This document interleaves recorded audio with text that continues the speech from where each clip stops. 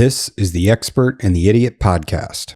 If you like the show and you'd like to support us, there's a link to our Patreon in the description below. Some benefits include getting access to new episodes up to a month in advance. There's also links to USARK and USARK Florida. If you're not already a member, please sign up. Enjoy the show.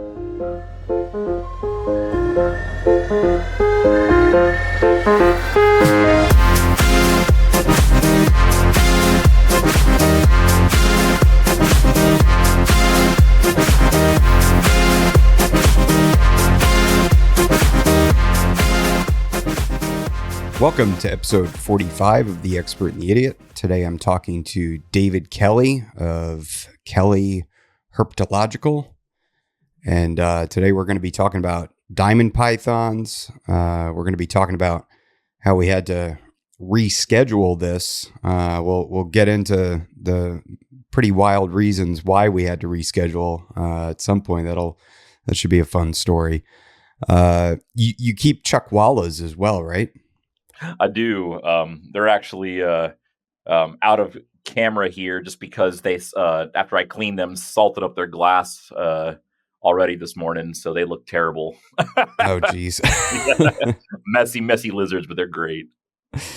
Cool. I definitely want to talk about them, and yeah, I think we have a good amount of stuff to talk about. But what else do you keep aside from the diamonds and the Chuckwallas, if you want to start with the snakes and then move out from there?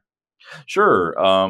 So diamond pythons are definitely my my big snake project. They're my passion. And so that's what I have the majority of. I've also got a group of saboks, a couple different localities, along with the blonde morph locality. I've got some green rat snakes, locality. Let's see, northwestern garter snakes, which are a very fun little micro snake.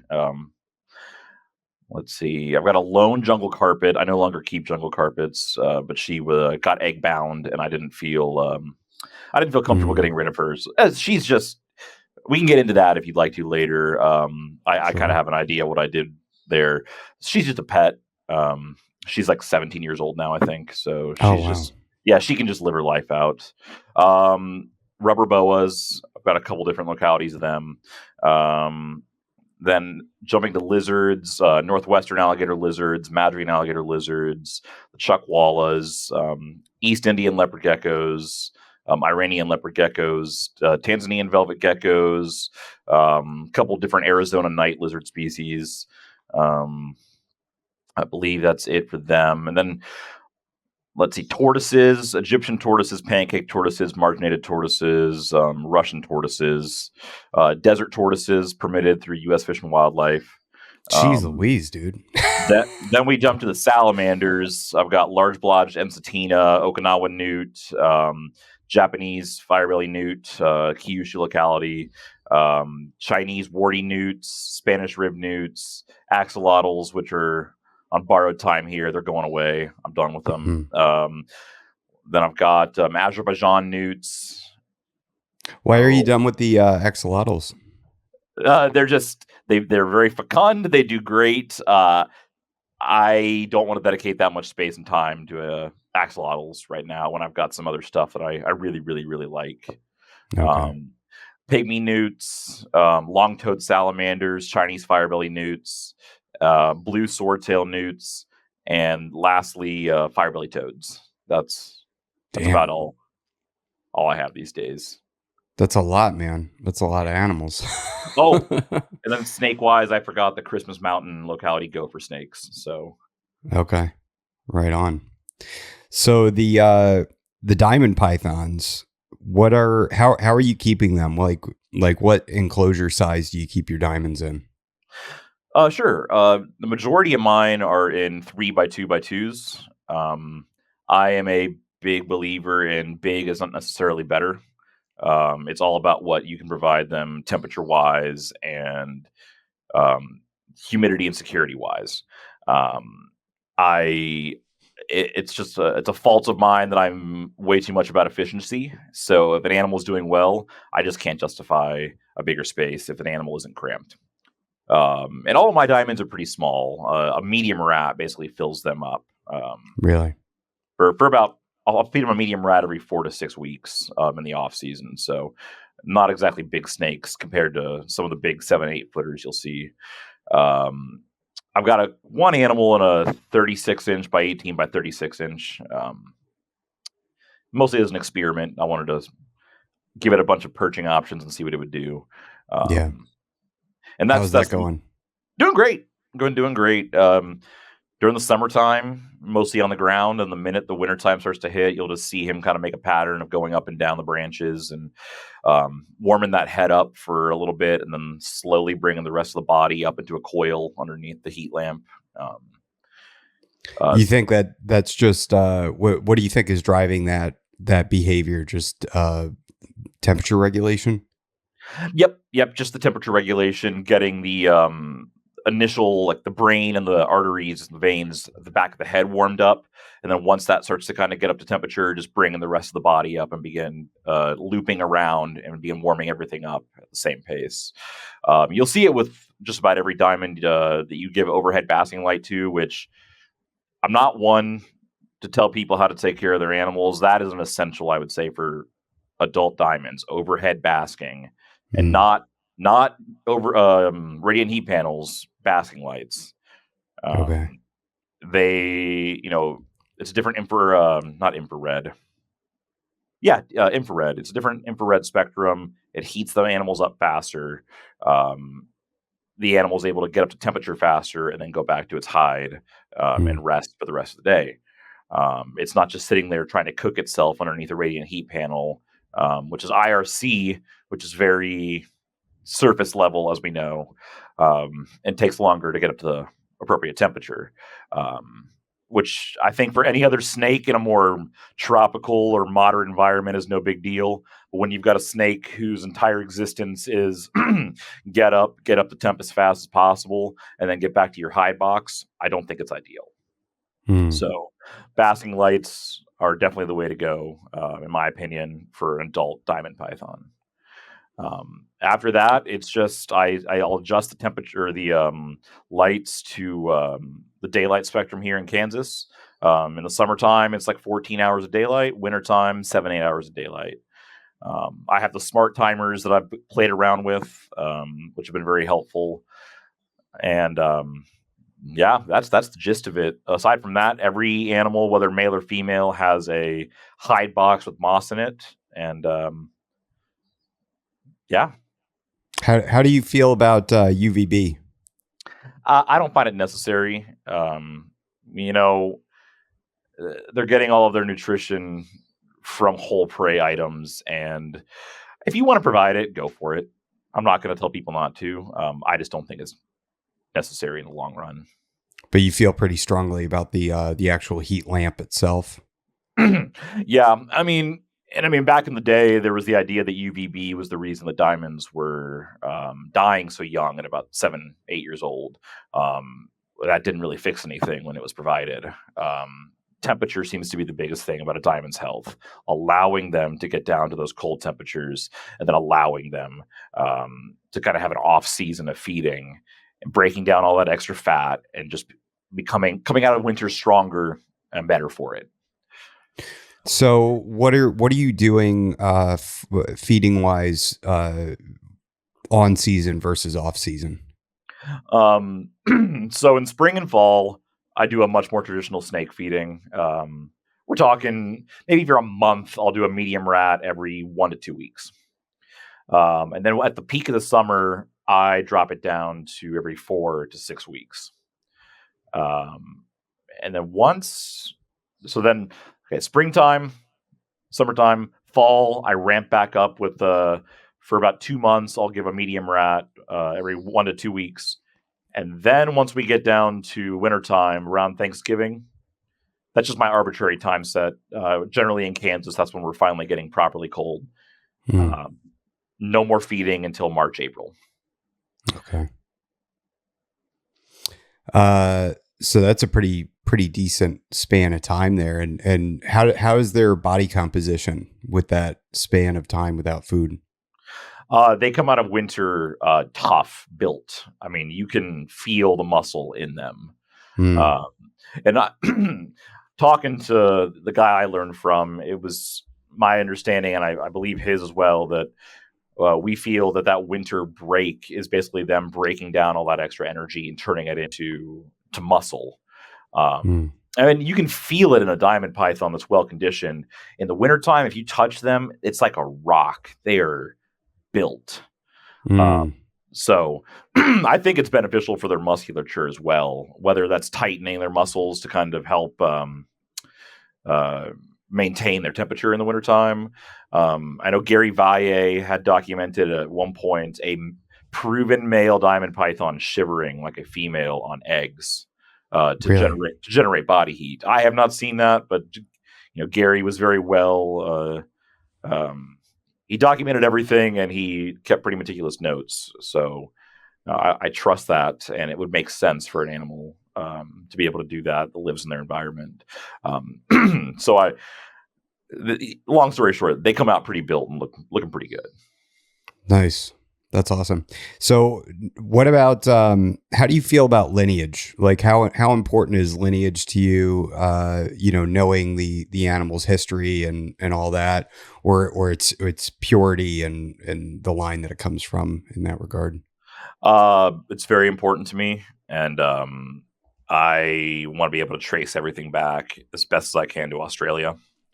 Um, I used to be kind of rude about it, and I kind of feel bad in retrospect. It's where that line of passion blurs common sense. Mm. But yes, it's very important to me. And the long story short, so long as I have my animals that I'm comfortable with, that's really all that matters to me at this point. So I try to keep every record. I try to maintain the filial generations. That's the really nice part about diamonds, that some of these lineages, we have records going back to the P1s. So, I mean, all of my animals, I know the first animals in the country, the first generation, second generation. Wow. Yeah, that's been the nice part about them. So I maintain all those, and I'd like to going forward. So I've got 3 different bloodlines right now. I really don't see myself adding any others at this point. I'm very happy with that, especially one that I can't find a female from that lineage. Seems to be the last documented animal that can be traced back to Valle and his breeding efforts. So yeah. How do you, can you tell me what lineages you have and then some of the history behind them? Sure. I've got San Diego Zoo. They're pretty well documented, as a matter of fact, that you can actually find them in modern zoo records. Okay. They actually were part of a research study around the Gosford area in Australia. Once the research study was done, they were given to a zoo that sent them over to San Diego and then later released them into the private sector. So that's a big benefit, because if you know somebody in the zoo field, they can literally just type in the information, pull it up right there. That's all the awesome. records. So yeah. So how do the lines stand out from each other? The 3 lines, like, is it something that you can, you look at them and there's certain traits that pop out and just slap you in the face and say, I'm this or that? Yes and no. I mean, I can look at my animals and tell the difference, but I mean, you always have those animals that kind of throw you through the loop. I'd say the Valle animals tend to have a lot more of that tipping and kind of bright yellow coloration. And so my San Diego Zoo animals are a lot darker with that kind of deep gold color. That's not across the board, but that's what kind of stands out to me, especially when you breed the 2 lines together. They make some pretty spectacular looking animals. The Lazic animals are sort of a wild card. How They, so? I mean, like, we're only on generation 2, and the animals are not necessarily consistent. So I bred my Lazic male to a San Diego Zoo female last year, and I got the full gamut, it felt like, of appearances. Some very tipped out, some tipped with very dark bordering, some that were very, very dark, just like the male himself.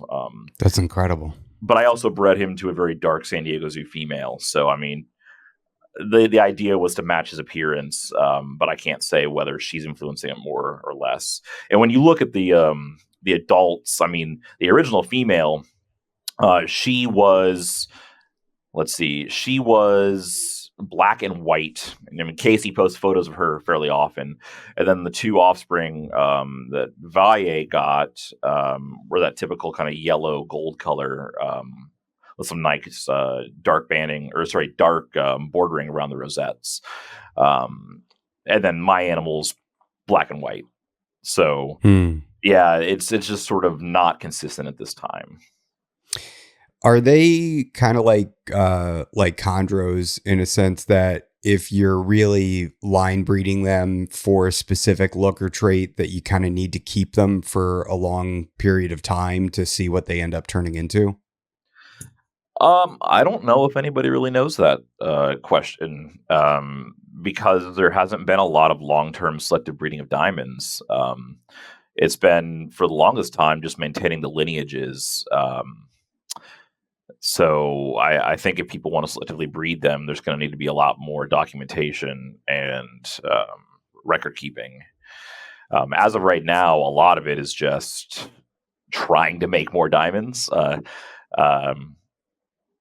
I think a lot of what's the word I'm looking for here? I think social media kind of helped get the word out, especially through Valle's efforts, that you got to get them cold.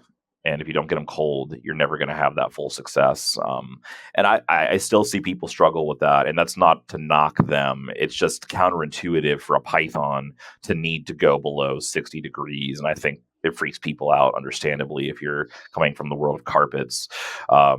So I don't think we've seen long-term consecutive success to the point where we could look at line breeding and raising animals up for appearance solely, if that makes sense. Sure. I'm kind of rambling absolutely. there, but yeah. No, well, so about what age do they have to get to where they've kind of settled into their adult colors, or what direction they're going to go in, whether they're going to be really dark or if they're going to be more white or if they're going to have more of the yellow gold, more tipping? How long does that take to kind of flesh out? I'm with you. I'd say the pattern by a year old, I mean, what the pattern's going to be. And the color starts coming in about 6 months to a year as well. And you'll start to kind of see where the animal's headed. Whether that's going to be bright yellow or dark yellow, that might shift. But they're not like a chondro or a carpet where you need to wait 3 to 4 years to really see that potential. You'll know somewhere in the first 1 to 3 years whether or not you're getting an animal with the appearance you want. So when you produce yours, how long do you hold on to them? Do you wait to see what the potential is? Do you often keep holdbacks? And then what are you looking for specifically when you do keep a holdback? Well, so the first thing I'll say is that I need to make sure everybody knows that last year was my first year, or a couple years ago was my first year having great success with diamonds, because just like everybody else, I had a couple of years of a lot of struggling where I'd hatch out small amounts. But this was the first year where I knocked it out of the park, 3 for 3, 100% fertility. So when I was picking my holdbacks, you kind of saw the patterns initially where they, you could like, oh, I like that one. That one kind of looks cool. By about, I'd say 4 or 5 months in, I kind of had an idea of which ones I wanted to keep. I really like that dark look, where the animal kind of has a dark dorsum that begins to bleed into the sides. And I don't like a lot of tipping. I like it as an accent. With smaller rosettes. So I kind of saw that and picked it out. I did hatch out a couple of reduced pattern diamonds. They all kind of had a distinct look. So I just picked the one that I liked initially, and it didn't disappoint me. Nice. So, what causes the reduced pattern? Is that a line thing, or is it a morph? What is it? I mean, I lean towards simple recessive at this point. It was a perfect 1/4 of the clutch. Really? What perfect. Huh. So I bred a pair of F1 Valles together, and out of a clutch of, I need to remember my exact, I think she's a weird one. She's my biggest one, and I think she laid like 12 eggs. Perfect. 3 of them were reduced pattern diamonds. Wow. So that to me says something. And I know there's been some confusion because allegedly the San Diego Zoo line also carries it. But if you track their lineage, there is no connection. So it might be something where it just happened to be just like a lot of morphs in captivity, it happens to be a freak occurrence. It just happened to be that this morph is in several different localities, and you've seen a couple pop up in the herping groups of somebody finding a wild reduced pattern. But yeah, it seems to be simple recessive. What do you feel like we're just starting to, realize the potential of diamond pythons in that regard? Seeing their, finding like the morphs and what direction to go as far as looks and everything. And it's cool because what you are looking for and what you like in a diamond python is literally like almost exactly the opposite of what I want. Like I love tipping. I like big rosettes. You see, it seems like they're a lot more common in the Australian hobby, where there's a lot of the yellow and gold just tipped out, very light animal, with these big rosettes that are almost white, they're just stark contrast with a nice border around them. That's what I'm looking for. That's the look that I like. And then you kind of like the opposite, but I've seen some of the animals you've produced and they're like spot on what I'm looking for, where it's just these absolutely gorgeous, tipped out gold and, so do you think that we're just kind of just getting into that? Do you think that I feel like diamond pythons should be so much more popular than they are? Sorry. Go ahead. Go ahead. Go ahead. That's a hard question for me to answer because I kind of am just producing diamonds because I just love the species. I'm playing around with appearances, but it's legitimately just, it's a cold weather python. Sorry, cold weather is a little bit too extreme. It's a temperate python that you can let get down into the 40s. It's just, that's very cool to me. So if tomorrow, through a miraculous event, a genie popped up and said no more dark diamonds, and it was just the bright yellow ones, I would still love them very much. And I don't know if they're ever going to be very overly produced or a python with long-term success, because I think they are tricky in that you can have a success here and there, but until you really let them get cold and you let them have that kind of off season, I think a lot of people, again, not to disparage anybody, get freaked out by that. It's going to be hard to maintain that kind of trajectory in the hobby. I know my first season, for example, I thought I had it perfect, and she laid a perfect clutch, no infertils. I was new to Kansas. If you don't know about Kansas, our humidity is approximately like 30% in the wintertime. It's pretty bad. In Ohio, our humidity was like in the 60s, 70s, 80s. I tried to let her maternally incubate like I did in Ohio, and they all desiccated. She couldn't keep up. Now, I say this because the next season, I was like, oh, I'll just do what I did last year. Slugs across the board. Across the board. And it took me, I had to reevaluate that. I'm like, well, maybe those temperatures weren't ideal after all. And what I'm getting at here is a lot of people have first-time success. It's the later successes that I'd say is when you really haven't dialed in. And again, if you're listening to this and you've had your first time success with a diamond, that is not to disparage you. That is to get you to go, okay, I need to make sure I am really dialed in and see what she does this year. Because I certainly thought I had it and I did not. So I reduced the temperatures a little lower, and in the wintertime, changed some basking opportunities, and now things seem to be fine. Now, all of this to then go back and say their reproduction is just generally not that straightforward to where I think they can really take off in the hobby to have these different line breeding opportunities for color and patterns to the level you do see with, say, a jungle carpet. Blood pythons, yeah. Yeah. Okay. Yeah, and jungle carpets, that's probably a better example. I just love them so much. They're so cool. They're such cool pythons. And I think initially I didn't want them at all. That partially was probably because of the price tag that comes along with them. But then once I got a couple, now I'm in love with them. I think that they're one of the coolest Morelia, that you can get. So do you think that that a big drawback to them was improper husbandry earlier on in the hobby? I mean, wasn't one of the biggest things diamond python syndrome, and all that. So can you walk me through sort of your interpretation of diamond python syndrome and what could have been the cause there? Sure. I think a big part of it is once people got them, I mean, they look like a carpet. They're like, oh, treat them like a carpet. And like I said, that first year you try to breed them, I think the hormones are just pumping in those animals and they get it done.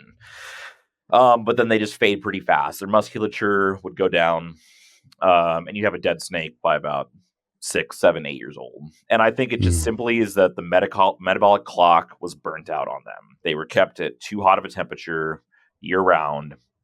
And it's an animal that is dark for a reason, to absorb heat as fast as possible and survive in a temperate climate. And, for whatever reason, they just are really built for those cold nights. And they would die. You'd also see it where people, there was a method where you would just hibernate them like a corn snake. Which again, at the time that made sense. You're like, oh, they need to get cold, no problem. But they're an active basker still. And so some animals would come out of that okay, and they'd breed. But it was never perfect success from what I understand. You really needed to provide them those basking opportunities. And Gary Valle kind of figured that out. And I'm sure others did. That's just the name that I'm familiar with that my mentor learned from. And he was the one that really started producing quite a few of them. And he kind of picked up on that after watching some of the rattlesnakes in his area come out during the wintertime and bask in the wintertime. So that's what he provided. And it worked out great. And, his oldest animals were in their 30s. That was record breaking. That is bananas.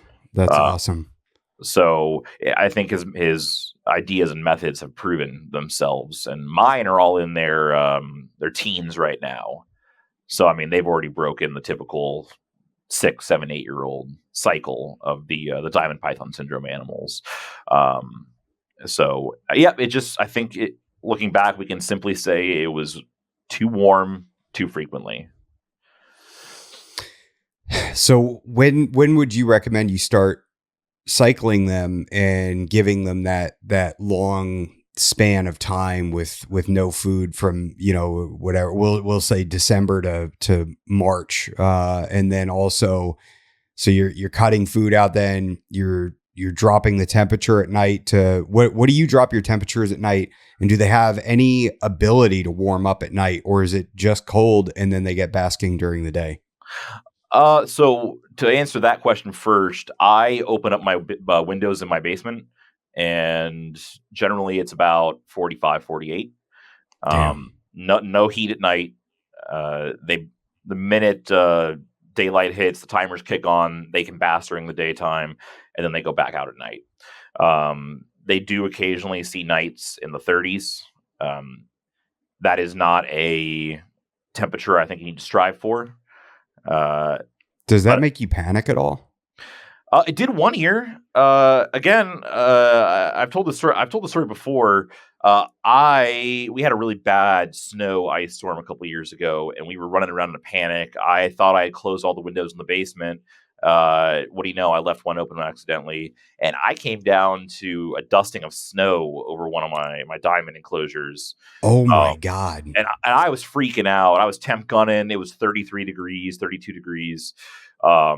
So I get in the cage and temp gun the basking spot, and nope, 90 degrees, and she's just coming out of her hide box like nothing's going on, and she basks. The cold side was in the about 34 degrees, and she did fine. Now, shit, man. let's make that clear. I wouldn't do it again. I would not do it again, but I say that only to show how tough they can be if they have been properly acclimatized to those cold nights. What a badass snake. Yeah, she's fantastic. She's also incredible. Like, she's kind of small. She's only 5.5 feet. And she about how big around? Oh man, I can't even. I don't know. Maybe about like that. So like a small Red Bull can, maybe a little smaller. Yeah, half dollar. Okay. And she laid 18 eggs last year or a couple years ago. Yeah, she's a champion. Holy cow.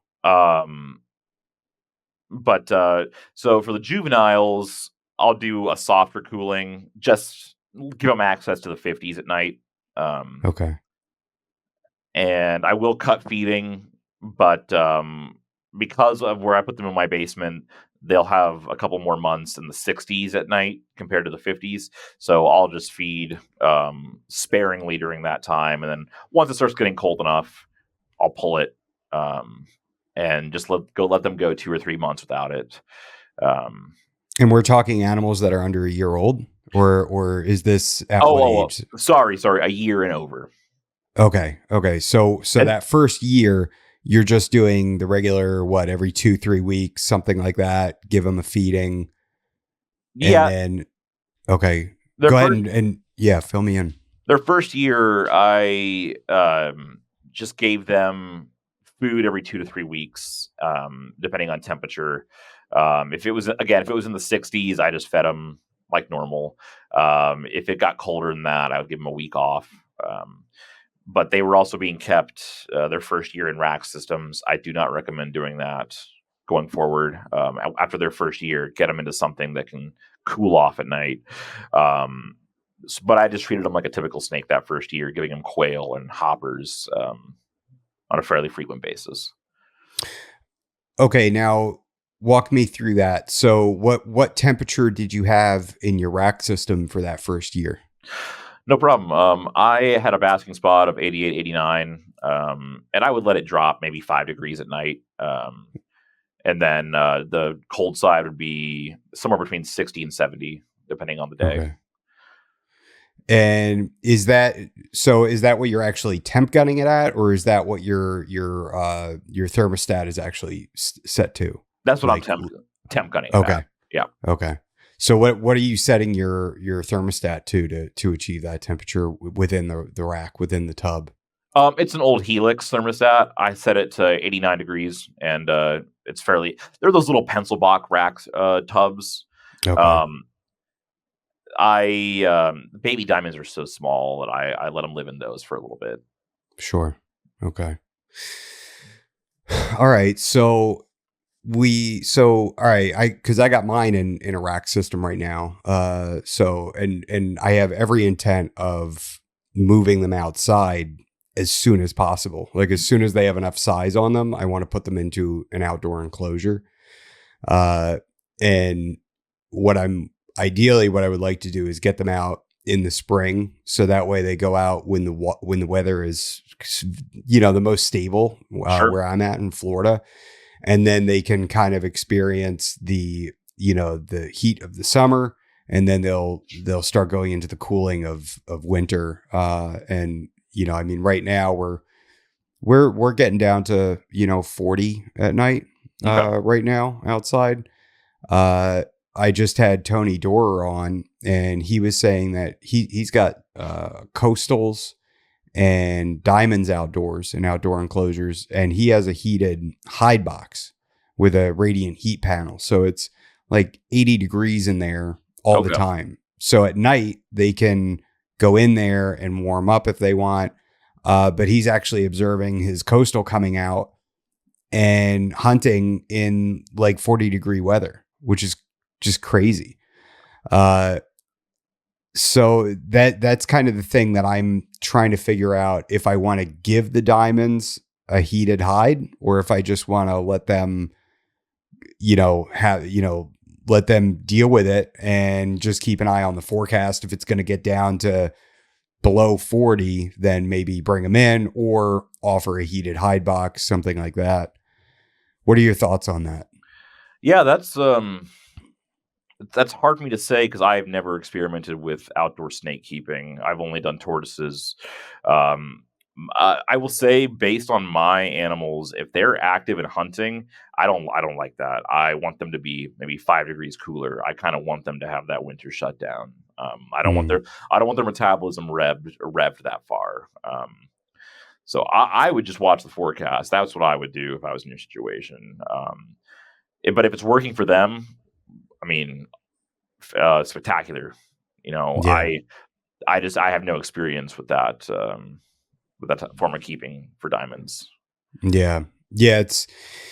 I'm constantly going back and forth, right? Because I don't want to lose animals, but they are so hardy. And, having people that live in Australia on the podcast, uh, that have talked about, yeah, these are, animals that are outside when it's, mid 30s, mid to Mhm. low 30s. They're out there. Now, granted, they might be in the center of a log or something that's, decomposing. So there's some heat being generated from that. And, but they are out there, they're in it, and I mean, your female, God, that's incredible. That story, with the, with the snow on the enclosure. And so she was in straight up 30 something degrees, and then the light came on and heated up, and she went over to it and she was good to go. Yep, no problem. I mean, obviously, I did close that window, and it was a little warmer the next day. Sure. Mid to high 40s, maybe even low 50s for a couple hours that night. But yeah. So, I mean, if I were you, I would just do a nice hide box outside, a big bucket or something she can crawl in with some leaves that can break down and decay. That's what I would do. But again, if they're having success and your animals respond well to it, that might be that might work for you. Yeah. Yeah, and even just having the option of heating available, and then on that cold night just snap it on, and maybe even just set the thermostat to, 60 degrees or something, or 70, just so it's a little bit more moderate, something that they could retreat to. Yeah, it's interesting. It's cool, having an animal that you can, it still feels like there's so much to learn from them, like we haven't, quite figured it out 100% yet. We're not, down, uh, we don't have it down to a T, and that's what I really like about them. So when you breed, are you trying to keep the lines pure, or are you crossing the lines? I will cross the lines. I mean, we have to at a certain point for genetic integrity. But I am open to doing both. I bred pure Valle animals this year, or that messing my ears up. I bred pure Valle animals in 2023. I bred Lazic to San Diego Zoo animals, and then I did a Valle to a San Diego Zoo animal.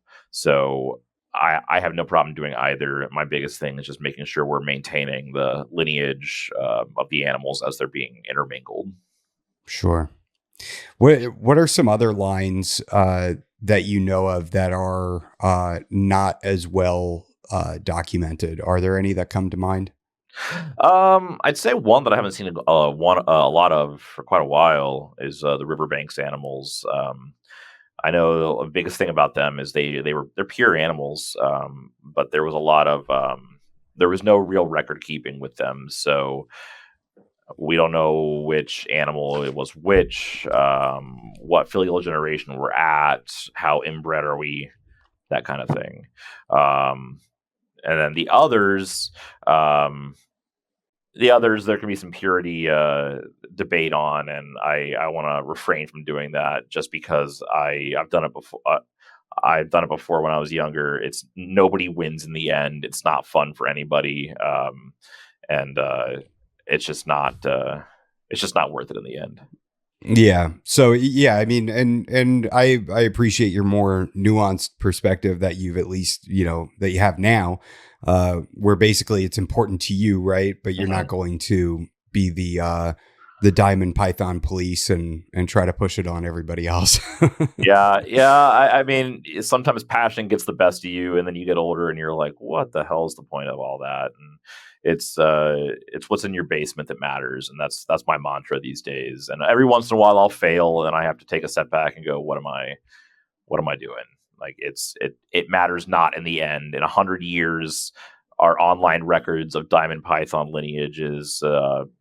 Arguments on Facebook are not going to be remembered, and everybody's just going to remember having a bad time. So Yeah. that's just my kind of mantra these days. So yeah. Right on. So, switching gears now, is there anything else you want to talk about with diamond pythons, or do you think that you kind of covered it all? I think I've asked all the questions I want to ask. The only thing I'll say is I found that button quail are like crack to any sort of stubborn hatchling. So if anybody ever has any problems with their hatchlings, like a lot of snakes, get some button quail, and you're going to watch those things turn around in a heartbeat. I had some animals that I really thought I was going to lose just because live mice weren't working, frozen thawed mice weren't working, chicks some of them would go for chicks, but button quail. I mean, that was the game changer. So if you have an I've got a couple jungles that I need to trim some of the down off of button quail and kind of paste it onto the head of a mouse in order for them to take it. There's a certain point where I'm just like, maybe I should just give them the button quail and be done with it. So that is the nice thing about the diamonds, man, that once they figured out eating, like one day I just offered them a mouse and almost every single one took it, and it was like the switch had been flipped. So they eventually know they're supposed to be a garbage disposal, but quail can be quite the little help initially. Yeah, they are. I was just talking about this on NPR. Their drive to feed is like next level, but they don't seem to come after my hand very much. Like they're pretty laid back. They're not defensive. They're pretty chill little snakes. But man, their desire to feed is next level, which is like the perfect combination. Yes. I have a couple that do kind of get a little unpredictable, especially that Lassic male. But for the most part, once you break that initial like hunger response, they're like, yeah, it's fine. I can wait a second. No big deal. That's funny. So do you think that if, what do you think? Cause I have a jungle right now that I'm kind of battling with, where it started out where it would take a mouse. Then I had to do the quail down. Then I ended up going to quail, and now she's not even taking quail. And I'm wondering if it's because the temperatures are too cool, or maybe her tub is too large, and you had just said like the real thin, like the pencil container tubs. When you said that, I was like, maybe I should downgrade her, give her something a little bit smaller where she feels more secure. Obviously she has a hide in there. She has a perch, but I can tell that she's pretty nervous. Every time I go in there, she gets, very nervous and runs into the hide. So I wonder if it's just an issue of not feeling secure. I don't know if it's that or if it's temperatures. I would downgrade her and see what happens. That's my go-to because, man, the number of I used to breed Antaresia, and that's why I still have that around. And it just became a nice little go-to of like, oh, the snake's not eaten. Let's put it in something smaller. And they almost, I don't want to say almost always, but there was a good portion of them that'd be like, oh, yeah, this is great, and start eating again. And then once they got some size onto them, it was like they turned around completely. That's what I like to do anyway, initially. Right on. So, what happened with jungles? What made you get out of keeping jungles? In my old apartment, I seemed to have success with jungles and no success with diamonds, because I was trying to do both. And then when I got my basement, which is now perfect for diamonds, it was always just a little on the cool end for the jungles. And I really think that when she was gravid, she was trying so damn hard to maintain her temperature in that rack system that she basically just dried herself out and like got egg bound. Even though, she had access to a water bowl and I could add supplemental humidity, I think she just had to push so hard that she ended up compromising herself. So I hatched a single clutch and successfully raised those. And then her last clutch, one egg. It was a gargantuan egg too. And it hatched a pretty big looking jungle. It was an awful feeder, god awful. But I sent them off to a couple people that there's about 4 people I sent all the animals off to, and they all have, with the exception of one who I was really disappointed I could never really hook up. They all have at least a pair to maintain that lineage. What is the lineage? It's the original Lazic jungle. Oh, okay. Nice. So they're all in contact. That was my biggest thing, is when I sent them off, I wanted to make sure everybody was in contact with each other to move animals around as needed. But I kept her. She's just a pet.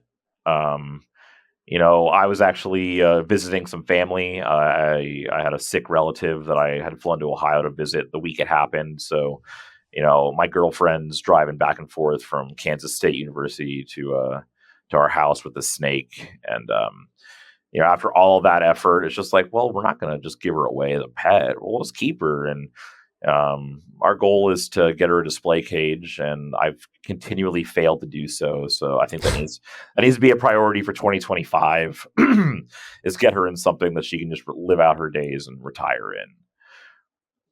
How old is she now? I think I said 17. I was thinking about it while we were talking about it, and I think she's actually about 15 and a half, 16. Okay. I think she's a 2009 animal, so she'll be 16 this year. Does she stay down in the basement, or does she stay in a different part of the house where it's warmer? She stays in the basement. As a non-gravid animal, she's fine, but I think for reproductive purposes, it's not ideal. So I'd like to get her in a display cage in our living room. But that's been the only holdup, is actually getting the willpower to spend the money on a nice PVC enclosure. Just because we do have some mammals in the house, and I want it secure so they can't knock it around or break it by accident. Cats and a dog, and then we've got a parrot. So I mean, there's just a whole lot of nonsense around here. So what are the temperatures like in her cage down in the basement? The same as the diamonds? So she does have access to heat at night. She's in a rack system. So at nighttime, I let her get about 75, 80. And okay. The lowest she gets to is 60 on the cold side. But I do see her on there occasionally. So it's not like she's suffering or anything like that. I just think for reproduction, my setup was not ideal. Yeah. Will you ever get back into any other types of Morelia, or are you just like laser focused on the on the diamonds? I think I'm laser focused on the diamonds. They need space, and they're not a snake you can just throw in a rack and maintain long term. So every single one of those animals is going to need something with overhead heating, and I just can't see myself dedicating too much space to another Morelia right now. Yeah. I actually had a rough scale python as well that I gave away to somebody just because I was like, I'm never going to have the space and to be able to breed these well along with my diamonds. It needs to go to somebody with a pair. So he had a female, I had a male. I had him on loan. I told him just to keep him and that's cool. Call it good. Yeah. What is it that initially drew you to the diamond pythons? Man, they're stunning. They can the cold weather thing is fascinating to me I don't know why. It's just I don't know why. I've just always thought it was the most awesome thing. And I remember holding one of the Gary Valle's original animals at IHS as like a little 140-pound kid, just like skinny and awkward, just going like, oh my God, this is awesome. And that actually, I had some diamond crosses and some other Morelia at the time, and I remember just like purging my collection. I was like, this is my calling. And I went straight for those. What do you think about the diamond crosses, like crossing coastals with diamonds, and sort of the integrate crosses that people do? What do you think about that? It's not my thing, and like I said earlier, but I used to be pretty rude about it, and I'm pretty ashamed of it these days. But I'm maintaining Lineage. Other people are maintaining Lineage. I think people should be able to do what they want. I definitely would love to see a higher push to do what the Chondro people do. I think that would be awesome for everybody involved. If you want to make the Mega Mutt Morelia and it is badass looking, and you've got this awesome Lineage sheet, that'd be incredible. I think that's really all I can say about it. Is I think if we kept awesome records, I think whatever people want to do is up to them. Like Nick Mutton style record keeping. I used to do those. Yeah, he got the idea from me. I used to make little PowerPoint. I'd go on PowerPoint and do these little pictures and a little text box next to it, and he took it to the next level. And I think if we all did that, I kind of gave up. I got discouraged because it wasn't really taking off. I'd really like it if, as a community, we all did that. I think that could be fascinating and just as progressive as the Chondro guys if we all kind of adapted to it. Yeah. And yeah, I mean it's funny because I have a jungle carpet that I got from Nick, and I love her to death. She's very special to me. Beautiful animal with lots of yellow tipping and everything. And people will say like, "Oh, is that X line?" Or the amount of times I've shared that file. Just rather than answering, I'm like, here, this will answer all of your questions. Like everything is right here. And so it's just cool to have that on my phone. And if somebody asks, I can just send it and, hey, check it out. Here's everything. Exactly. I love Lineage charts, and I think whether you're a purist or a crosser, all it does is show, number one, that you've got a full record of that animal's genetic history, which, seeing as we're working with Australian animals, I think the likelihood of us just getting an influx of new critters is unlikely. We might as well be trying to maintain it from a genetic diversity standpoint. But if you're a crosser, you've got your whole history of all you put into that animal to maintain whatever wacky appearance you're going for. I think it's beneficial across the board, and I would love to see it continue going forward. Yeah, I've never thought about that from a crossing standpoint, how beneficial that could be. That's never even crossed my mind, because it almost seems like it would be like a waste of time. But at the same time, it's not, because then it could settle the fears of anybody that, is this a cross that I'm getting, and it's like, well, yeah, actually it is. And, here's where it happened in the lineage to, achieve this look. And people will always lose them. That's fine. There's always going to be a debate of what is this, but imagine it. I don't know. I think it'd be great if we could do what the chondro guys did. Now that they've got multiple species of chondros all mixed together, they just kind of shrug their shoulders and go like, "Oh, okay, well, here's the lineage," and they just go back to doing their breeding. I think it's a worthwhile endeavor. Yeah, for sure. What about the let's talk about the Chuckwallas a little bit.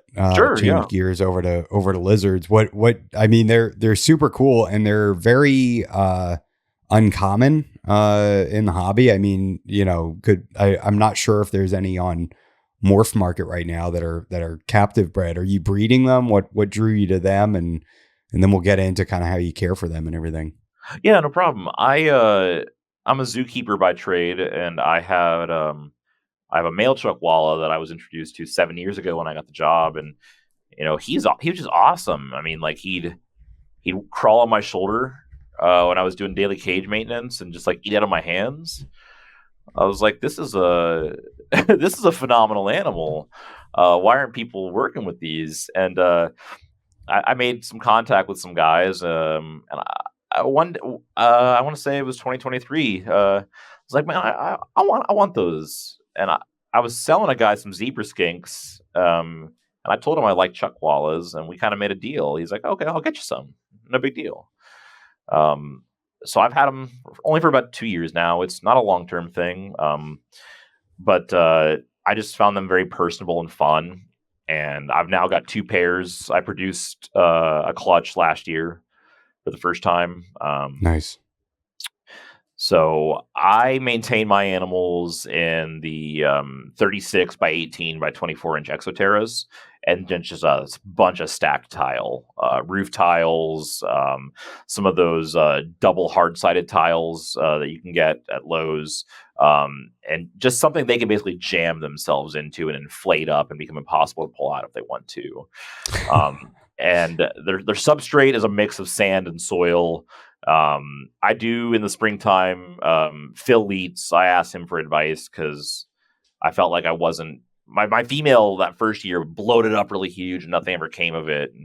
And in hindsight, I was just being impatient, and I'm sure she just needed some time. But last year, she really, really got big, and I asked him for advice, and he told me to basically wet the underside of the bottom tiles, kind of keep that soil a little not wet, but get some humidity and moisture in there. And sure enough, she crawled underneath there, dug a little hole, laid 5 eggs, and I found them. I think the morning she laid them, or the morning after. And that's the gist of my history with them. Dietary wise, I provide them mostly spring mix. I want them to have some sort of protein, so plant-based, it's spinach. They will also get mealworms. They go ham for meal and super worms. Now, the babies, I offered some crickets to, and they kind of took those, but mealworms and those little tiny grubs of that kind seem to be more up their alley. I know in the wild they will eat other protein base occasionally, but for captivity, that seems to be working just fine. Some people have even gotten theirs to eat like Missouri tortoise chow. I've got a couple that'll nibble on it, and I'll throw that in occasionally, but nothing. I would say nothing too crazy. I'll do that in the summertime. I might go up to 5 days a week of just giving a salad and then some sort of protein supplement. In the wintertime, I cut it down to 2 or 3 times a week. The room they're in is my tortoise room. It does not get very cold.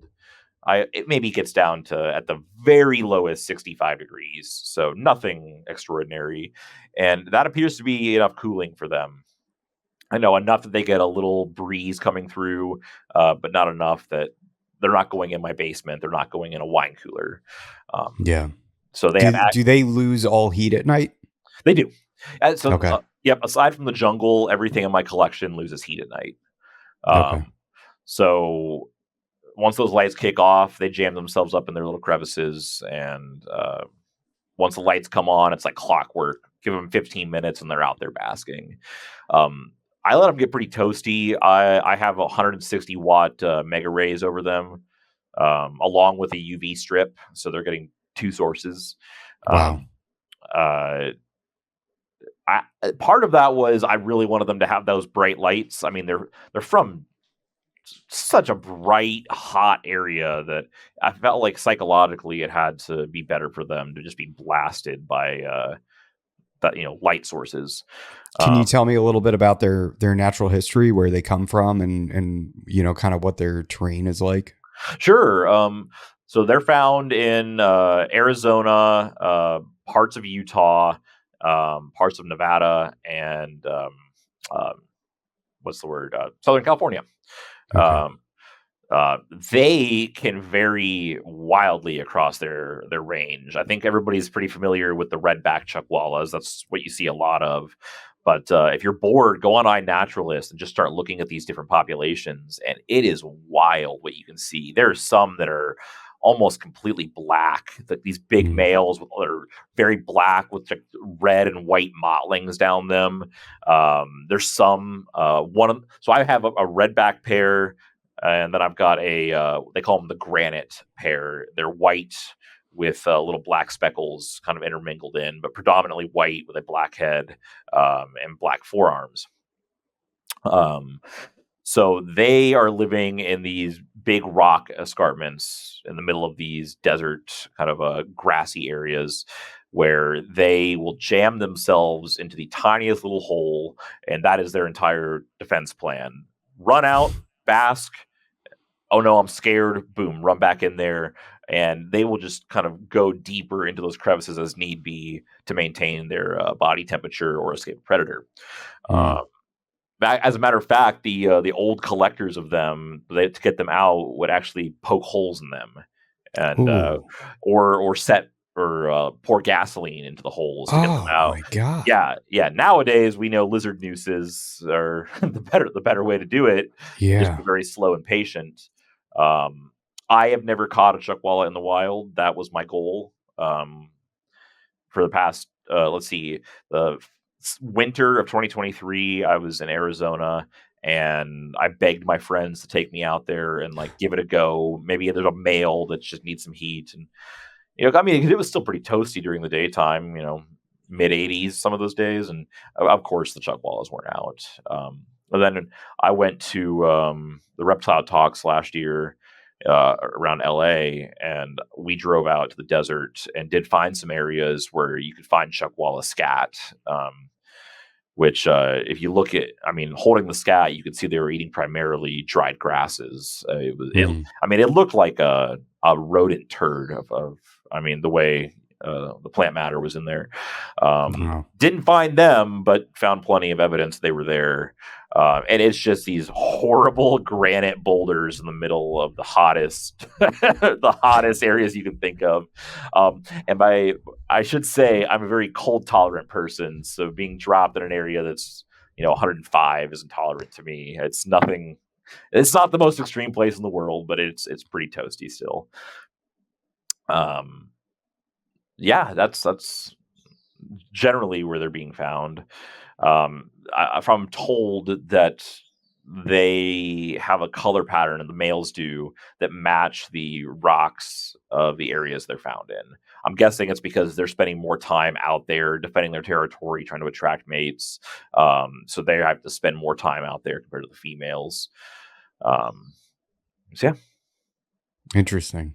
That's why do you think they're not more popular in the pet industry? Is there just not as much breeding of them? They seem like they'd be sort of the perfect pet, I really think it's just that people don't know. I think they see a picture of it and go, it's like a bearded dragon. But man, the personality behind them, for me, surpasses a bearded dragon.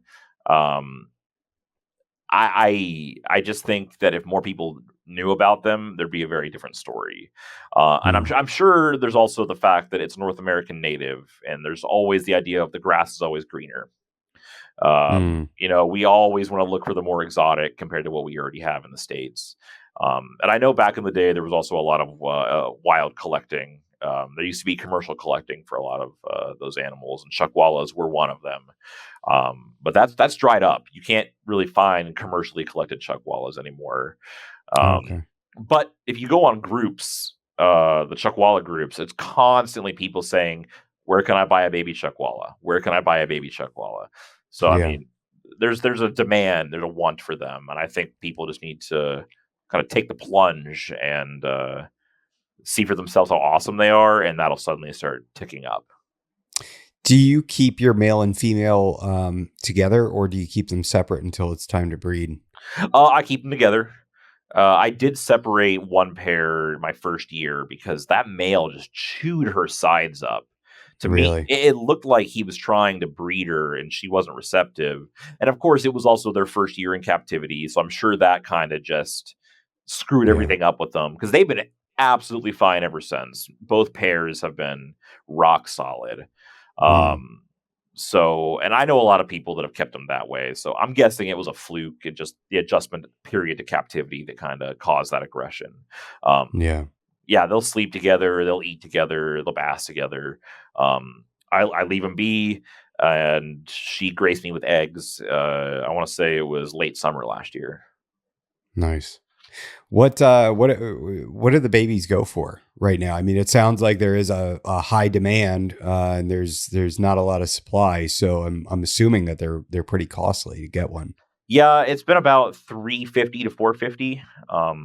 Okay, that's not too bad. A couple years ago, I did see some for 600. I don't know if that was just one person doing that, or what that differential for cost was, but 350 to 450 seems to be about the common price. Okay. And this is January 2025 if anybody's listening. Yes, yes. um okay, so I mean is that something, do you plan on expanding and getting more, or do you plan on just sticking with the two pairs and kind of breeding them, and what are you doing with the babies? Are you selling them off? Do you have sort of a wait list, like friends that are looking for them? I haven't even really thought about the babies at this point. I've been trying to just kind of learn and raise raise them and learn their quirks, basically kind of see what they're like at that age. I will sell them eventually, although a little part of me wants to wait until they're sexually mature and or getting close to it and kind of identify um, uh, what I have, because I mean mine are all wild caught, so Yeah. I can't bank on them living another 5 years. I don't know how old they are. I don't know really anything about their history. So I do need to hold a couple back, but I don't want to expand it too much just because they are a fairly large lizard.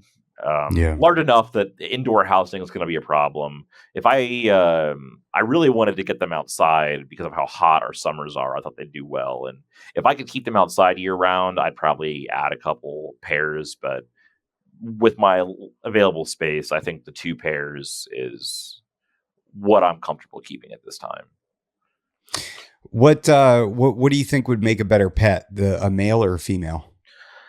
I haven't really noticed any difference in them. I would say if you just want a single pet, get the friendliest Chuckwalla you can find.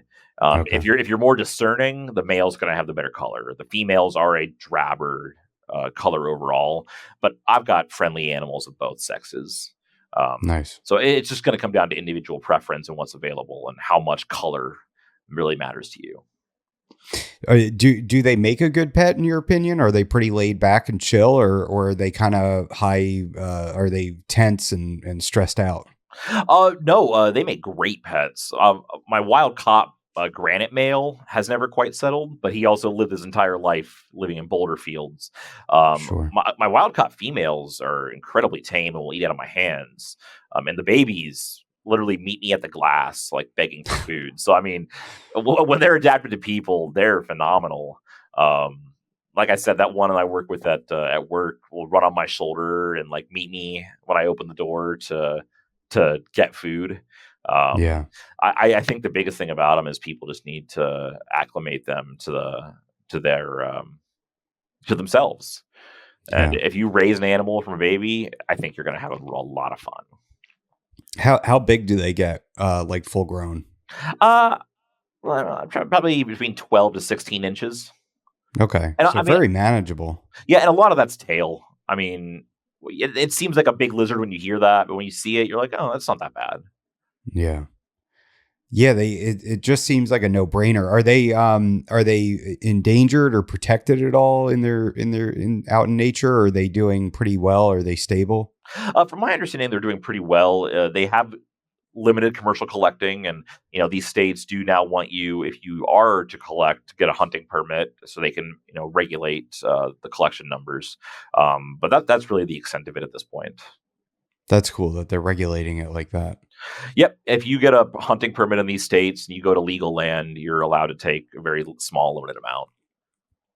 That's interesting. It is. I think you're right about the grass is greener. Like people hear that they're North American, but it's almost like that should be, in my opinion, that's something we should celebrate, right? That we have such a cool North American lizard right here, in our backyards. And, there should be, maybe I hate saying that there should be more collecting. There should be more responsible collecting, Yes. and then more captive breeding efforts, in my opinion. Absolutely. I'm 100% with you there. I think sustainable wild collecting is not a big deal, especially when we need to establish animals. And I think people also should take a step back sometimes and just look at our own native fauna and see what they can have fun with, because that's really all that matters at the end of the day. I mean, hell, I'll put this out here right now. The most fun snake I have ever kept was the Decay's brown snake. I mean, they're everywhere. Go get a pair and like have fun with them, and you're gonna see why they're great. I think if we take some of these North American animals and pretend that they came from Australia or New Guinea or some island off of South America, I mean, everybody would want them, but because you can just walk out in your garden or drive a state away and pick them up, it's sort of seen as lame. Yeah. What do you like about the brown snakes?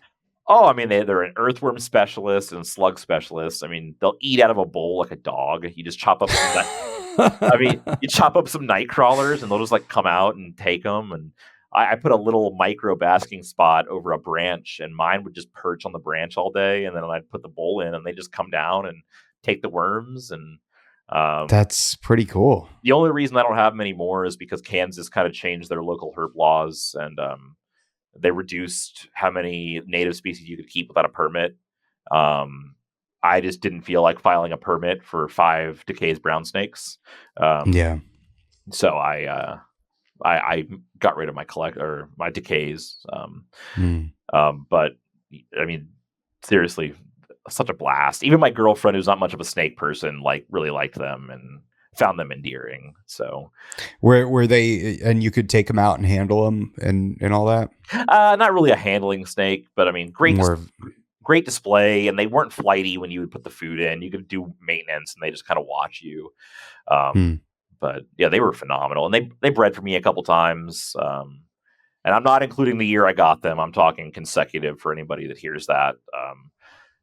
Obviously, if you collect a wild animal and it gives birth, you can't consider that breeding. But the 2 other years I had them, I had several females go, and they were, aside from making sure you cut the night crawlers to the size that a baby Decays could eat them, they were phenomenal. Wow. What made you get out of Antaresia? It was mostly at a time of my life where I wasn't sure I wanted to have a reptile collection anymore. I had just moved here for my job. I was living in a 1-bedroom apartment with limited space, and one day I was like, I don't know if I want this anymore. And I kind of got rid of a large portion of it, and diamonds obviously were never on the table. And later on, when I did start, steamrolling my collection back up, I tried to steer toward animals that would do better with a diamond python. So what? Talk to me about your profession. You're in zookeeping. How did that? What's the story there? Sure. I can't talk too much about it just because I'm not on here as a spokesperson of the zoo. But sure. I know as a kid, but just the career in general and your draw to that field and everything. Oh yeah, no, absolutely. I can do that. I grew up like everybody watching Steve Irwin, and there was a series that the Australia Zoo did with him called Crocodile Hunter Diaries, and a lot of that was spent at the zoo and some of the trials and tribulations of running a zoo and some of the things that happened there. And I already always loved animals. Jurassic Park was like my crack as a child, and I don't know, just being exposed to this show where they always talked about zoos, and always wanted to go to the zoo as a kid. I just knew I wanted to work in one, even from a young age. So I got my college degree in animal behavior. To get into the nitty gritty of it, it was actually a biopsychology degree, but that was only because the animal behavior was under that umbrella. I contemplated doing field work in college. My thesis was on house sparrow morphometrics in different environments, and whether or not cities that are warmer versus rural areas would lead to microevolutionary pressures. I did not want to do field work. I did not want to fight for funding. I did not want to, I wanted to have a home to go to at the end of the night. I didn't want to be unsure of where I would be. So working with animals in a zoo was the kind of the go-to. Yeah, that sounds so cool. That's I watched the same shows and movies when I was a kid, and yeah, it's wild how much I think it kind of shaped our generation. Mm-hmm. And I will say the only bad part about it is sometimes you go home to your collection and wonder, like, do I really want a collection this size any longer? For no other reason than sometimes you need to branch out a little bit and try other things in life. And the nice part about having animals that hibernate is generally I can get through that winter funk, and then by springtime, when everything's waking up, I'm geeked and like ready to go, and it's great again. But that is something I would say, if you do want to go into that profession, be aware that sometimes you come home and you might think, I don't want to think about herps any longer, and that might affect you. So just be aware of that and manage your collection the way you need to for your own sake. Yeah, I never thought about that. I mean, when I'm at work, that's all I'm thinking about is, my animals and everything, and I'm excited to get home, but it's my job is totally unrelated to animals. So yeah, and it's not to the point of neglect or anything, but there's certainly times where I come home and I'm just like, I don't want to do that water change right now, and I need an hour to get myself in the mood for it. And it gets done, but you just have to be ready to manage that. That's the biggest thing. And quite frankly, if I've gotten better at looking at an animal and going, I'm not having fun with this, and just selling it. There might be regrets later, but it's better for the animal and you in that time to just get rid of the animal. And focus on other things. Absolutely. So let's talk about why we had to reschedule. Yeah, no problem. You want to kick us off? Yeah, I mean, we had been scheduled for, I feel like it was a while, like 4 or 6 weeks or something like that. And then, yeah, I reached out, I think, to confirm, or did you reach out to me? I can't remember how it went down, but go ahead and let's get into it. Well, yeah. So, I won't go into super details about it because I'm still only an apprentice.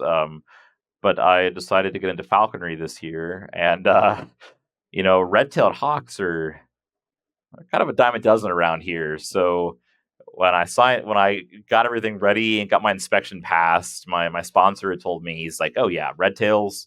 Whenever we want one, it's about 15-20 minutes." And I think that was about the time when I'd signed up for you, and I was like, "Oh yeah, that's no big deal. December this, not a problem." And what happened is, with how strange our winter was in those early months, the red tails never migrated down. They never showed up. And we had some weird storms the week of Tinley Park. And because I was going to Tinley, my sponsor had asked me, "Hey, do not get a bird until you're back from that trip." And I think the juveniles that were around that time got blown down south with those winds. Mm. So I basically spent about 6 weeks, 3,000 miles on my car in 10 counties in Kansas, just like Jeez. banging my head against the wall, going, "How can I not get the most common bird in Kansas?" And the week I was supposed to come on, we had finally had a cold snap where like birds were showing up left, right, and center. And my sponsor had told me like, "Hey, we got to get out. We got to do this." And I was like, "Heck yeah!" And by that point, I had been so frustrated, I totally like not realized what day it was, and I felt like such a jerk. But I was, but yeah, we had to reschedule because of that. Well, and you know, and I said, you know, at that time, and I stand by it. You know, no big deal at all, because that's such a cool thing to cancel for. You know, to going out and so walk me through that process a little bit. Are you like, do you go up to a nest and do you snatch a baby hawk out of the nest, or do you just like, how the heck are you how are you catching a falcon out of the air? So there are humane traps that you're able to put sparrows, house sparrows. Let's make that clear. They're not protected under the Migratory Bird Act, or field mice, and they can't be harmed by the bird. And you tie nooses to this trap that are what's the word I'm looking for here? The nooses do not constrict once the pressure has been released. So if the bird relaxes, they just release and the bird can fly away. They're completely designed to be humane across the board for both the feeder animal, not the feeder animal, the trapping bait, and the bird itself. So once you see a bird, you put the trap out maybe a couple car lengths, and you just park and you wait. Can you explain to me like what that trap looks like? It's basically a wire cage. Okay. And there's different designs for it, but the simplest and most common is a wire. It almost looks like a minnow trap without the funnel door, like a little square crawfish or minnow trap. Sure. With a sparrow inside of it. A sparrow or a little mouse. Wow. So, you know, as if you were a general or master falconer, you're able to go up to a nest and take a juvenile, or sorry, a baby, a fresh little hatchling at a certain stage, and raise it. But as an apprentice, you're really only meant to be working with a couple birds, Okay. which are juvenile red-tailed hawks that are fully fledged and able to do everything on their own, and American kestrels. So, Okay. So you're like driving around looking for a juvenile hawk flying around, and then you put your trap out, and the hawk.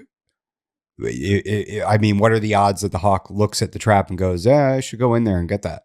So that was the biggest part about the cold weather. It was so warm that they were just like, "I'm fat. I don't know what you put down. I have no interest in that." So the couple of juveniles we did see would just stare at it for like, I think the longest I waited was 45 minutes, and then it just flew away. And I was like, so once the cold snap hit, birds were like, "Oh my God, that's a mouse," and they would fly down. But there were no juveniles. Now that was really the hardest part, is they just never came down from Canada or those more northernly states in decent numbers. And I kind of made an anonymous post somewhere saying, "Hey, what's everybody's numbers looking like?" And there were quite a few states that went like, "Man, I drove 10 hours and didn't find a single one." And so it wasn't just Kansas. It seemed like there was a central belt in the U.S. that kind of had that problem this year. So you got your falcon, you got your hawk. What happens next? Like, how do you, is it like Avatar where you like bond with the animal? Like, like how do you build a relationship with a hawk? Mostly just very gentle desensitization, just gently, that first day you're wanting to get it to eat out of your hands. And until it eats out of your hands, it's kind of paused because you need it to trust you enough to eat from tongs or off of the glove. And then once it does, just very gentle desensitizing, touching the breast, just kind of getting it used to that, touching its feet. If it fans its tail out, just very gently putting the tail feathers back together. and just a lot of that, spending time with it, watch a movie and have it sit on your fist, and just be there and experience that you're not a threat and that it can just chill and be comfortable. And then after that, you're basically just very. I need to phrase it correctly, otherwise it'll. You're gently peeling weight off. You're not starving the bird, but you're just like, oh, okay, at this weight, it's a little aloof. So, okay, if he eats that and is this big, we'll peel this this many grams off. Oh, he's very responsive. This must be what he hunts at. And you dial that in very slowly, and then once the bird is like excited when it sees you and it's flying to you, you can take progress to begin the next steps, which are returning to your glove on command. And after that, you're just a little bit away from hunting. And I can't talk about that too much because I haven't quite got there. I got a bird so late that I'm still about a week out from being able to go out and try to hunt a bird. So you have this hawk living in your house, correct? Yeah, I've got a little kestrel on a perch in my basement. The red tails didn't show up, so because I'm an animal person, my sponsor trusted me enough with an American kestrel.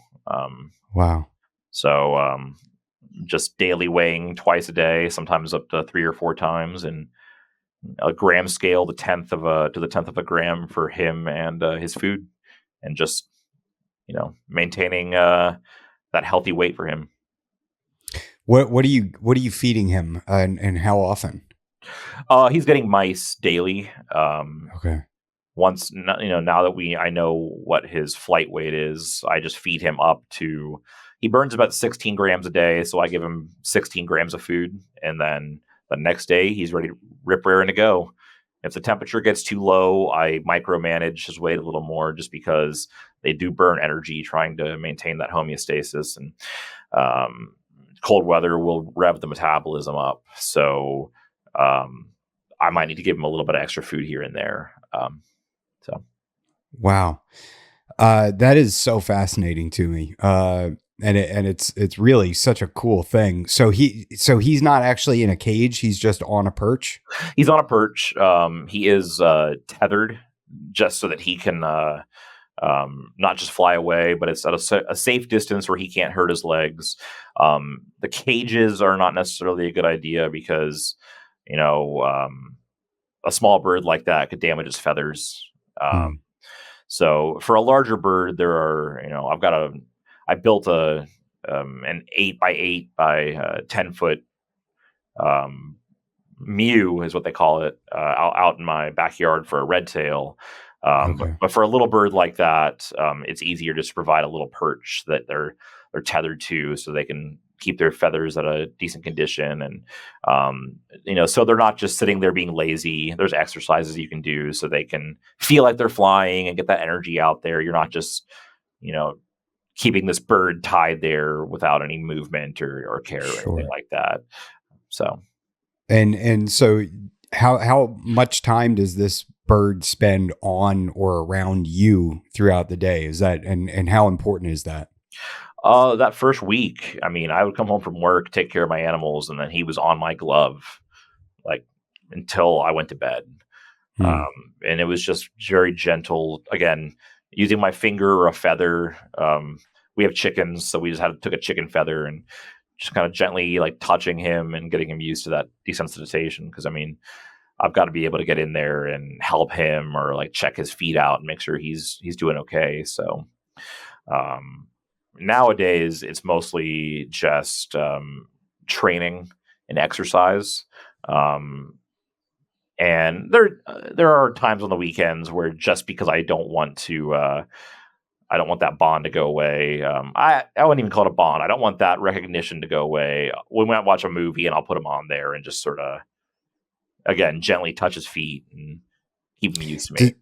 Does he have the little hat thing on, or like what is that thing? What's the purpose of it? When does that happen? The hood? No, he does not have a hood, and that's just because he's so small. There are transport boxes that are easier to just move him into. Okay. If it was a red tail, there would definitely be a hood involved. But he's so small, it's easier to just put him in transport box when we're going to and fro. Okay. How do you go on vacation? Well, you don't. But no. It's in all seriousness. I do my vacations in the summertime.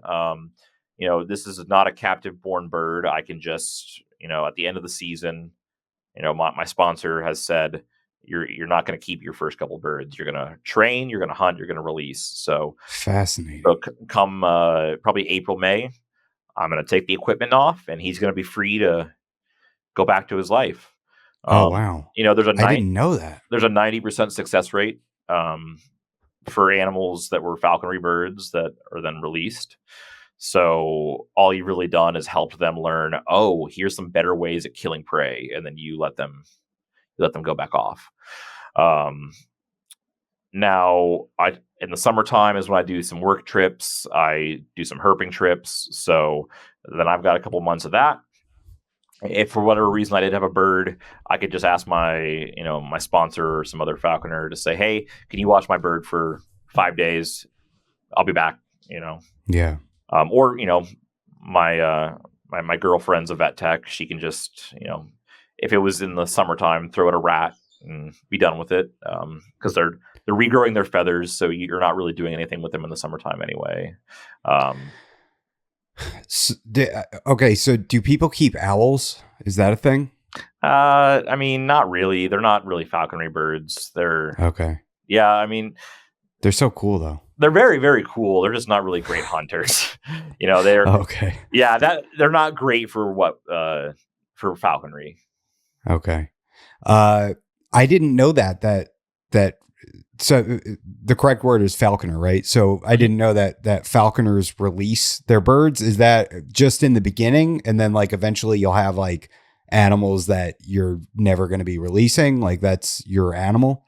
If you buy a captive born animal, certainly you just maintain it and it can stay with you. But there's some guys that for them that's part of the fun, taking a juvenile, teaching it to hunt, and then letting it go back to its life, kind of better off than it was. The first year, most raptors, depending on the metric you want to use, there's between a 60 and 90% mortality rate. Jeez. So, I mean, some guys like the poetry of taking an animal that might not have made it to begin with and giving it that chance. Other guys, I mean, let's face it, some raptors are never they're not gonna be falconry birds. They're never gonna be great. They just were born not to make it, unfortunately. But generally, the birds that enter falconry, there's a very high success rate for, and then there's a very high post-release success rate. What does this mew look like? You said it was mew, correct? Mm-hmm. It's basically a structure. It can be made out of wood. It can be made out of what's the word I'm looking for here? So is it like solid? Does it have like screen mesh areas for ventilation, or? There's wooden bars, or some people use conduit that allow the bird a window without, getting its talons stuck or shredding its feathers. It's all about maintaining the physique of the bird so that it's not being damaged. Okay. Nothing would be worse than having a bird with damaged talons that it can't catch. And, whether it was a falconry bird or a wild bird, it's going to be compromised. So inside of it are several perches.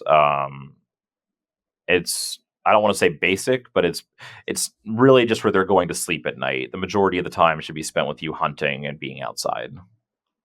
Okay. Now, where are you keeping your bird in the house? Is it like, obviously it can't be anywhere near your cats or your dog. It can't be near your parrot, correct? So is he just like isolated in his own room on his perch? He lives in my herp room on his perch. Okay. I'll just go to the basement and do water changes and just, walk by him, give him a little piece of food, just kind of keep that association up. Yeah. So he's always around me in some way or another.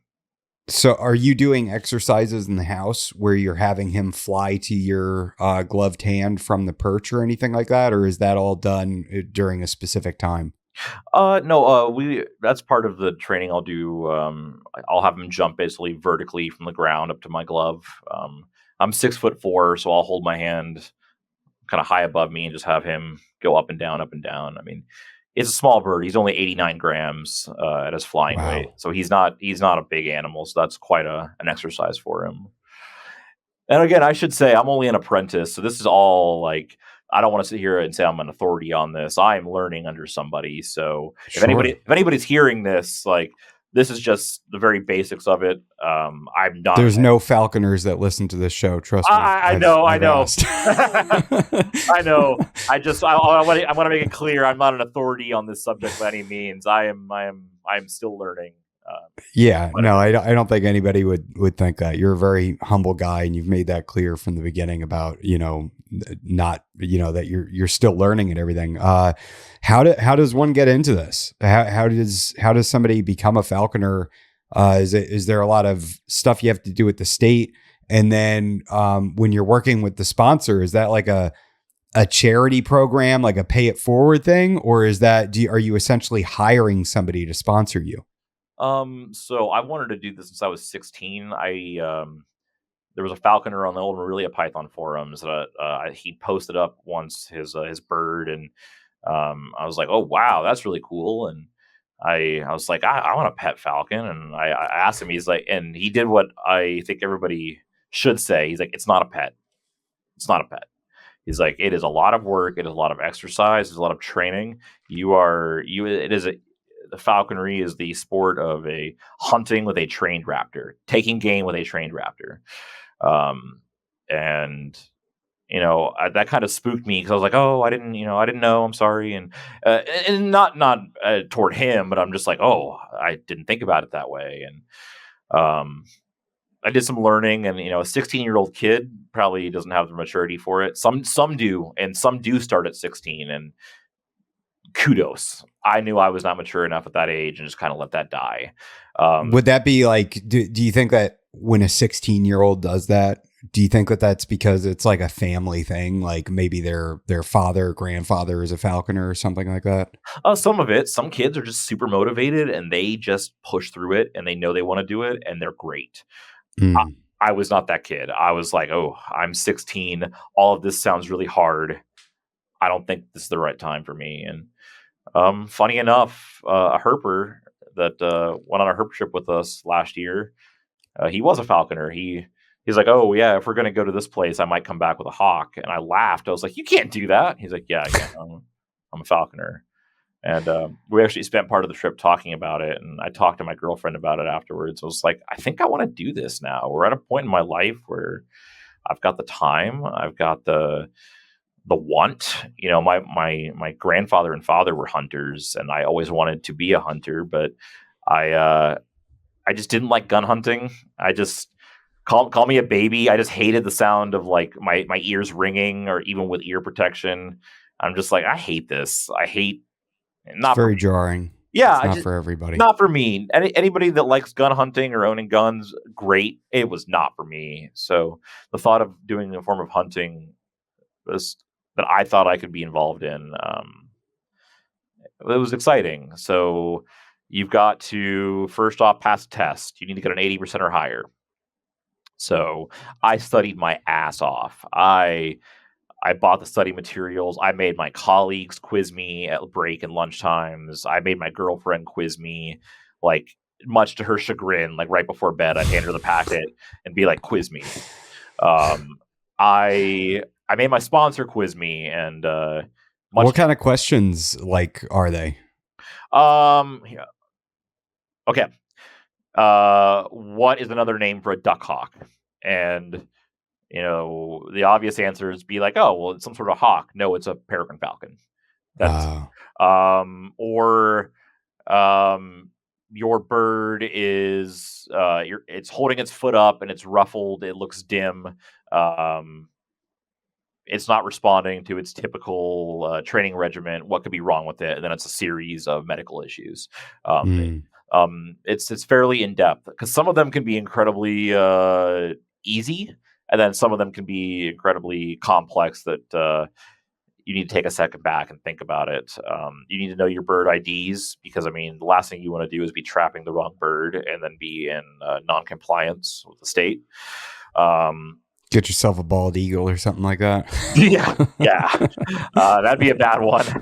And then afterwards, once you pass your test, you need to build the facilities and then have them inspected by the game warden, who comes out, goes through a sheet. He needs to make sure you have the equipment for both the bird and the structure itself. Assuming that you pass that, you will then get your falconry license. And I guess I should back up and say, before any of that, you need to get a sponsor. And a sponsor is just a falconer who has agreed on that paperwork to take you on before you even take your test. Hmm. And it's within their right to say, no, I'm not doing that. And it not necessarily because they're trying to be rude, but because it takes up a lot of time. And they're a practicing falconer. They have their own lives. They have their own family. And now they're trying to take on somebody who might have 1,000 questions for the next 2 years. So it's not a short time span. So once you found somebody that agrees to do it, it was actually that gentleman that went on the herping trip with us. You're now working toward training that bird and hunting it at least 4 times a week, every other day. And that's sort of where I'm at right now. We're about to hit that point of we're going to go out hunting. After that, I will release him, and we'll do it again next year with a red tail. Because every bird's different, every type of quarry is different depending on the bird. And as an apprentice, I think it's great that he expected me to have these different opportunities rather than just hold on to one bird and limp my way through the apprenticeship. And it, again, holds back to the standard of working with a trained raptor from the wild and then letting it go back to its life afterward. So what is the purpose of it? Like what are you hunting? And kind of like, what's the history of being a falconer? So it used to be that's how you got food. The wintertime, protein got scarce. You'd take in Europe was kind of where it became popular, but I believe the Middle East is where it really picked up initially. That you took a raptor, and I don't know how they kind of stumbled upon this, but they would work together to get the food for themselves and the bird. The goshawk, for example, it used to be called the cook's bird because if you were an innkeeper, you go out with your goshawk, you catch like 8 pheasant, you bring it back, and you just fed the inn. Nowadays, there's the sport of just having a raptor that is flying healthy, catching game well, and you can eat the food. There's nothing wrong with eating rabbit or duck or pheasant. Sure. But the prey will all depend on the animal. An American kestrel, for example, house sparrows and European starlings. Nothing I'm going to be eating, but the animal can then feed itself, and it's getting very high nutrient, low fat prey items that are good for it. So if it was a red tail, a big female could take squirrels. Both males and females could take cottontails and jackrabbits and the occasional duck and pheasant if you really know what you're doing. I, as an apprentice, don't expect I would know or I'd be able to make that happen. But you could share that with your bird. You could eat it yourself. It's really just came about as a means of obtaining food, and then it became sort of a regal sport in Europe, where if you had a peregrine falcon and you were flying it, you were the stuff of legends. You were a lord. You had this very impressive thing that you were working with. So. That's incredible. That's and it's really cool that you're making it happen. I mean, as you know, it probably has to cross a lot of people's minds, right? Like, oh, that would be so cool, or having the thought that you had, I want a pet falcon, that seems so cool. What is the behavior like of these birds of prey? Like what, like, do they mellow out? Do they enjoy your presence, or is it strictly you're just kind of changing their behavior to associate you with food? It really depends on the bird itself. Falcons seem to have more of a personality than they kind of pick up on you. And kind of, I think, understand a little better. Harris hawks are unique in that they actually hunt in packs in the wild, so they will come to see you as part of their pack with working with one. Others, a goshawk, for example, is what I would call a flying gun, the way people describe them. I mean, really, you're just pointing them in the direction and they just fly and do it. I'm not saying they don't have personality or anything, but they're much more of I'm here to kill and you're going to take me out to kill and we're going to go kill. So it just really depends on the type of bird. And how do you get them to come back to you? Like if you send them out to like a rabbit, like if you have a hawk and it goes and takes out a rabbit, how does it come back to you, or are you just going to it before it tears apart the rabbit? if it catches prey, you go up there, and that's part of the training, is learning how to trade off and get the prey item from it, so that it doesn't feel like you just robbed it. Because if you do it wrong, you've now become the competition. That bird now looks at you and goes, "Hey, wait a minute. I thought we were cool. You just took that from me." Wow. So that's part of learning how to safely go in, slowly get it used to you. And, you might have a rabbit leg in your vest that you can kind of pull out and kind of distract it. And then once it moves over to it, you just kind of take the rabbit where it can't see it, put it in your bag, and then it feels accomplished. It doesn't feel robbed, and you're able to either go home for the day, depending on the bird. A red tail might be like, "I'm done. I'm not doing this again." Or another bird might be like, "Great, let's go. We're out here. Let's go kill more." So it's mutual respect. Yes, if it's done correctly. Well, successfully, right? Like it's not going to work out. Yep. And they've got to learn that, because I mean, they're not, again, aside from a Harris hawk that might pick up on that really quickly, from what I understand. A little kestrel, it's solitary. It's not sharing its food with anybody. So, the first time I went to work on making in to swap out the lure, that's sort of the, where they learn this, he was like, "Hey, whoa, what are you doing, man? That's mine." And we had to start the process of, "No, it's okay. I'm here. Don't worry about me. Go about eating." And just kind of work toward that trade-off, so that the bird's safe and comfortable and doesn't feel robbed. Yeah. There's how many weeks has it been now since you got him? I've had him for, I think today's day 19. Oh, wow. Yeah. So we lost a couple days where I was a little nervous about removing his weight. He was pretty fat when I found him. He was clearly successful. So I didn't want to crash him and cause any problems. So my sponsor kind of told me, like, "Hey, I'm going to tell you something. That bird is fat. That bird is fat. So like, he's like, you can go just a tad faster." And he was right. I did what he said, and sure enough, that bird was like, "Oh, okay, I'm ready to fly now. Let's do this." But he clearly was doing quite well for himself, and needed a little bit more encouragement to kind of want to put that energy forth. That's awesome. That's so cool, man. So best of luck to you on that, and I hope everything is successful, and thank you. And you go forward, and then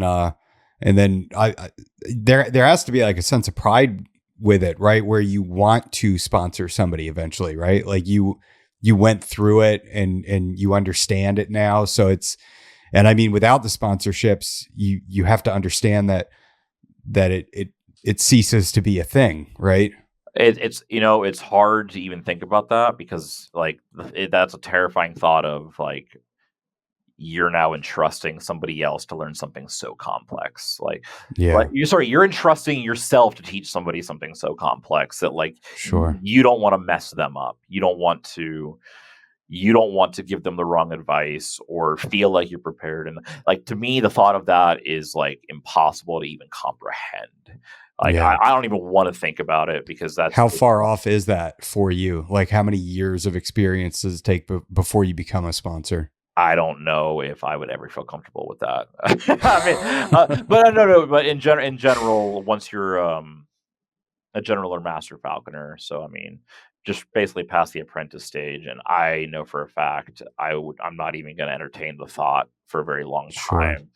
Um, I I'm not even going to put that in the forefront of my brain because it's such a